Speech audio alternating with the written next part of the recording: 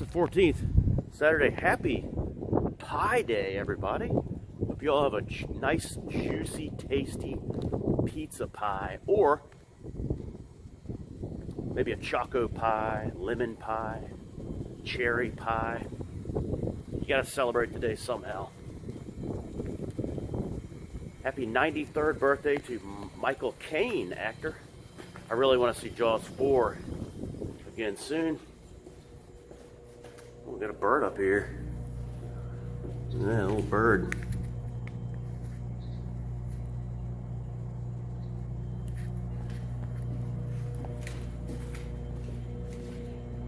Happy 78th birthday to another actor, Billy Crystal. Happy 38th to future Hall of Famer and then National Basketball Association, Stephen Curry. Man, we got a lot going on out here today. And happy 29th birthday to the great Olympian Simone Biles.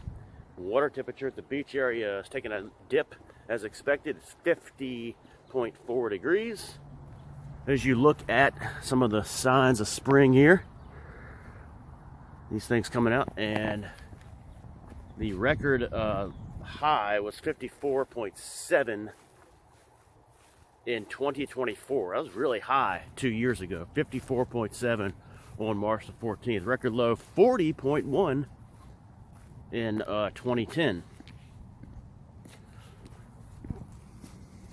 Yeah, we got a lot going on out here. A little baseball, little basketball. All right, we're down to our 13 days left in the off season of movie watching. Last night we did our one must watch for the this off season. Last night's feature presentation. This was picked by the General, and it was Friday the 13th, Part 6. Jason Lives, 1986, for the 40th anniversary of this movie, starring Tom Matthews as Tommy Jarvis, the Tom Matthews. Bravo. The Paul Newman of 80s horror films. Hell of a job. Such a great actor in these films, and he was such a great did such a great job in this one. Jennifer Cook is in this one as the last girl. Jennifer Cook can't be seen in a whole lot, but she was in a 1984 teen sex comedy thing called Gimme an F, cheerleader thing. Check that one out. You can see more of her in that film. And this is Cub Scott Stadium over here. The Cub Scott. And also starring in Friday the 13th, Part 6, C.J. Graham as Jason Voorhees. C.J. Graham, excellent job in this. So good. Kane Hodder gets all the glory for playing Jason Voorhees, but C.J. Graham, just an incredible job. Renee Jones. So then she was in some Renee Jones. She was in some soap operas. She's Sissy in this. Probably the best looking one in this film. Darcy DeMoss. Great to see her. She had a uncredited role in Body Double in 1994. Tony Goldwyn is one of the first killed off in this film. Tony Goldwyn, of course, was in Ghost. And then we have the two actors that are from Hot Moves 1994. Carrie Noonan and Roger Rose, both killed off in this. Tom Fridley is Court. That's John Travolta's nephew. He was in a 1987 horror film called Summer Camp Nightmare, which we saw last year. Pretty decent little film. Chris Swift plays Jason in the opening scene. In the resurrection scene, Chris Swift, I saw, actually is uncredited in this film, but he's one of two people credited for the makeup in this. Music by... Alright, so the music is by Harry Manfredini, again, who does a great job in this. Original music by Alice Cooper. I gotta give a huge shout out to Alice Cooper. Incredible job. He did 3 songs and co-wrote at least 3 songs for this movie. So just eternal respect for Alice Cooper for doing that. One of those songs is called Teenage Frankenstein. The other one is called, of course, He's Back, the Man Behind the Mask. I forget the other one, but it's in the credits. Incredible job. There's another song in this, but I forget it. It's like another kind of hard rock song.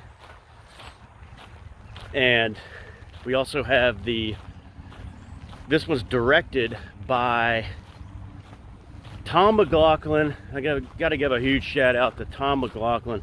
Thank you so much. I've never fully respected what you did for this franchise, coming off the heels of Part 5 from the year before, 1985, and how the fans had been let down for having no Jason. He completely not only revived Jason, but revived this franchise and really lifts it above all those other ones like Nightmare on Elm Street, Halloween. So much better. And a lot of it has to do with Part 6 of Friday the 13th. Just an incredible one. This one clocks under, this is one of the shorter ones. It clocks under 90 minutes. And Tom McLaughlin was a huge fan of Frankenstein. He was inspired by Frankenstein as far as the bringing Jason back to life scene, reviving him, resurrecting him. But after part 4 was great, and then you have, it kind of goes up and down, then you have Part 5, which is good, but it didn't have Jason, so it gets a lot of criticism. And then Part 6 is just one of this is the fun, probably the most fun film in the entire series. It is the makeup to the fans movie. It has some unique things about it. It has the humor aspect in it. Remember, this is 1986. After 1985 and into the late 80s, horror films were getting on the cute side, getting some humor involved in there. But the humor in Part 6, Jason Lives, is fine. I don't really have a problem with it. It's funny when it needs to be, and it's also serious, and the music supports that. Harry Manfredini's music, his score, has a lot of tones of seriousness. So I think it's a perfect balance. Plus, you can go all the way back to 1980, the original Friday the 13th. There's humor in that too, and dumb humor. So it's not stupid humor, is what I'm trying to say. This is unique because it's the first one that actually has camp children in it, and a lot of children. But it's not oversaturated with children's scenes, thankfully. You just get just enough in there to let you know that they are present. They don't hurt the film. Nancy, the little girl, is good, and then the other 2 little boys in this, they get some speaking lines, are good. So it's not oversaturated with the children, which is good. You also have you actually have camp for the first time. You know, parts 1 and 2, they were preparing for camp, but you never actually saw the camp. Jason saw to it, and Jason's mother saw to it that they weren't going to have the camp. But in Part 6, you actually see like parts of the camp functioning. You also see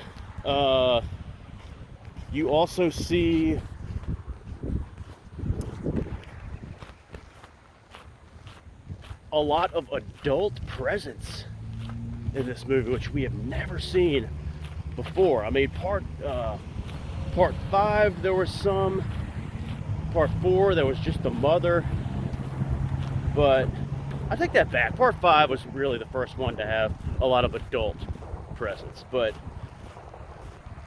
part 6 has a lot of cops going on in this. What's the guy's last name? Kagan. Such an excellent job in this. And then his deputy, Vincent, something Italian last name. Those guys are really good. I really like those. I really like those authority figures in this.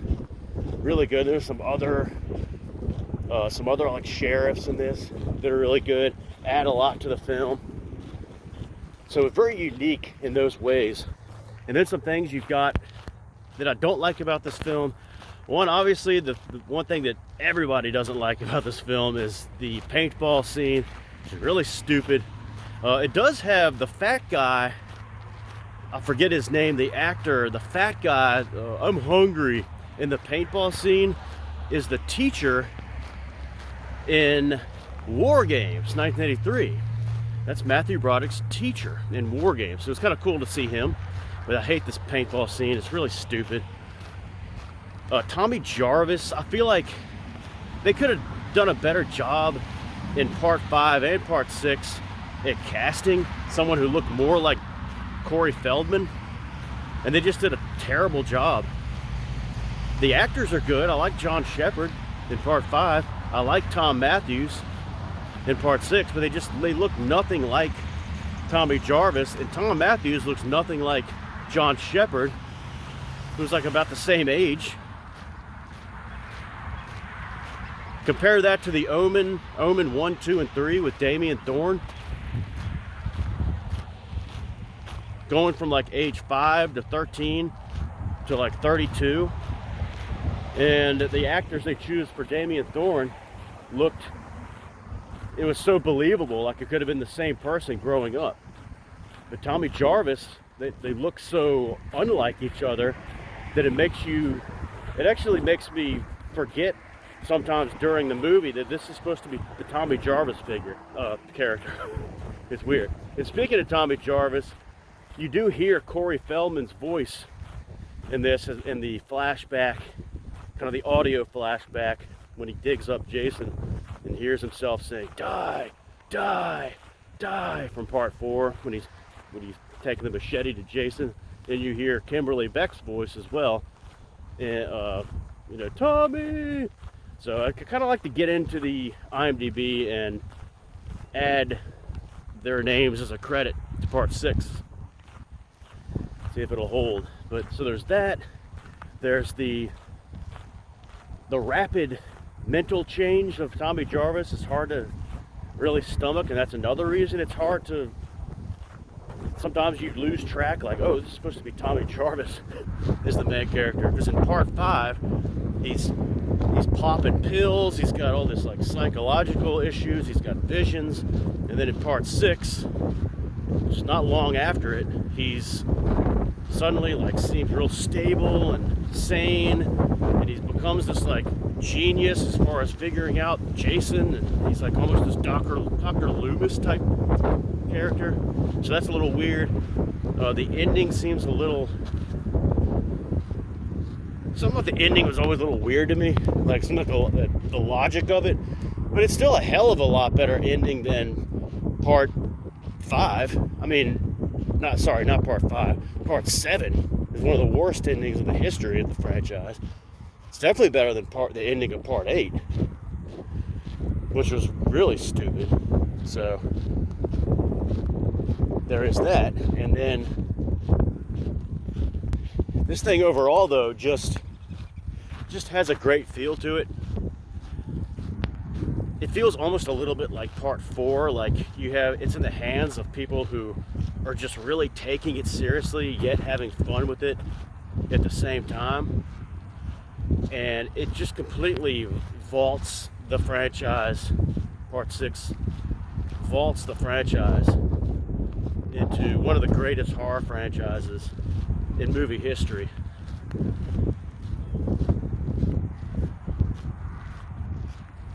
Does go up and down a little bit. Part 4 is great. Part 5 is not loved. Part 6 is great.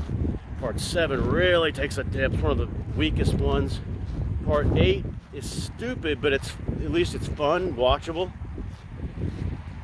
Part 9, Jason Goes to Hell, is the worst one. And then it ends with a bang. Ends with greatness. Jason X, 2002. And I'm going to be interested to hear Yukon's review of Jason X as he watched it last night on Friday the 13th for the first time ever. So he's never seen it. And it's one of my favorite ones, but interested to see what he says on it. Of course, Mrs. Sparkle also watching last night, doing due diligence for Jason Voorhees. This was C.J. Graham's first and only portrayal of Jason Voorhees, and he did such a great job. Gives it a great hulking figure in this. Excellent job. This is the first zombie Jason that we see. This is when he first becomes zombie Jason. In part 4, I know he's in the morgue and then comes back to life, but you get the sense that he was never really dead. He was maybe just kind of in a coma and then kind of woke up. And he's still human in part 4. Though he has a little bit of zombie-like characters, he's just strong.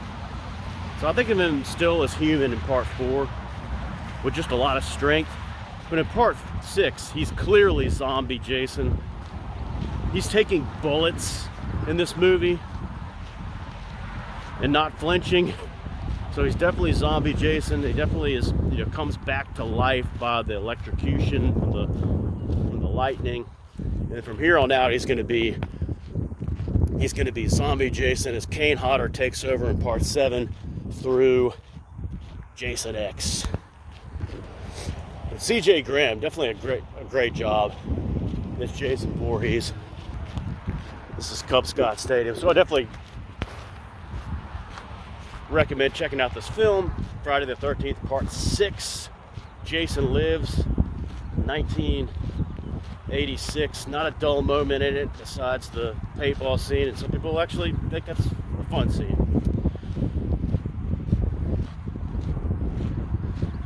We got some big games in college basketball tonight. Of course, Randolph-Macon going down last night in Ashland, losing 59-57 to Christopher Newport, another Virginia school. And tonight we got some big ones, some big conference championships tonight.